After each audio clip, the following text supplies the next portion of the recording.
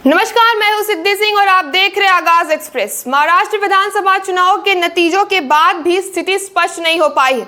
इस बीच अजीत पवार एक बार फिर गृह मंत्री अमित शाह से मिलने वाले हैं, जबकि महायुति के अन्य प्रमुख नेता देवेंद्र फडणवीस और एकनाथ शिंदे मुंबई में ही हैं। ऐसे में सवाल ये उठ रहा है कि क्या अजीत पवार अकेले ही दिल्ली में अमित शाह से क्यों मिल रहे हैं, वो भी एक ही हफ्ते में दूसरी बार। आपको बता दें कि चुनाव के नतीजों के बाद महाराष्ट्र की राजनीति काफी पेचीदा हो चुकी है। महायुति के तीनों प्रमुख दलों की मंशा पर भी सवाल उठने लगे। 5 दिसंबर को होने वाले शपथ ग्रहण समारोह की तैयारियां जोरों पर है, लेकिन मुख्यमंत्री के नाम का ऐलान अब तक नहीं हो पाया है। माना जा रहा है कि भाजपा विधायक दल की बैठक के बाद मुख्यमंत्री के नाम की घोषणा हो सकती है। हालांकि मंत्रालयों के बंटवारों को लेकर के भी पार्टियों के बीच एक खींचतान जारी है। ये सवाल और भी गंभीर हो जाता है जब फडणवीस और शिंदे महाराष्ट्र में है और अजीत पवार दिल्ली में।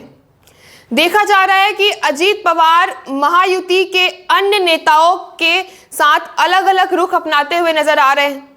सोमवार को दिल्ली पहुंचे अजीत पवार ने आज यानी कि मंगलवार को भाजपा की शीर्ष नेतृत्व से मिलने से पहले अपनी पार्टी के नेताओं के साथ मुलाकात की। ये कदम चर्चा का विषय बन गया है क्योंकि एक ही सप्ताह में वो दूसरी बार ऐसा कर रहे हैं। कहा जा रहा है कि वो महाराष्ट्र मंत्रिमंडल के मंत्रालयों के बंटवारों पर चर्चा के लिए केंद्रीय गृह मंत्री अमित शाह से भी मिल सकते हैं। सूत्रों का कहना है कि अजीत पवार गुट ने मुख्यमंत्री पद के लिए भाजपा पर दबाव और भी ज्यादा बढ़ा दिया।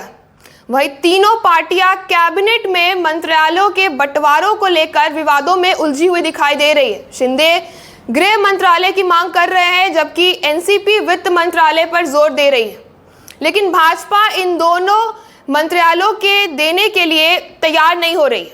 सवाल ये भी उठ रहा है कि अजीत पवार बार बार अपनी पार्टी के वरिष्ठ नेताओं जैसे कि प्रफुल्ल पटेल से क्यों मिल रहे हैं। पिछली बार उन्होंने कहा था कि उनका मकसद एनसीपी को फिर से राष्ट्रीय स्तर पर मजबूत बनाना है।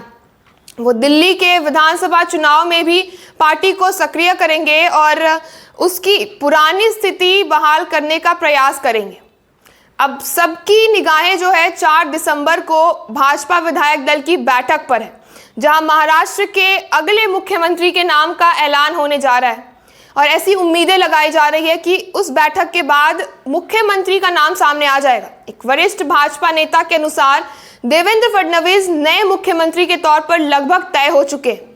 महायुति की शानदार जीत के बाद वो इस पद के लिए प्रबल दावेदार माने जा रहे हैं। भाजपा पहले ही घोषणा कर चुकी है कि 5 दिसंबर की शाम को आजाद मैदान में प्रधानमंत्री नरेंद्र मोदी और अन्य शीर्ष नेताओं के उपस्थिति में शपथ ग्रहण समारोह आयोजित होगा।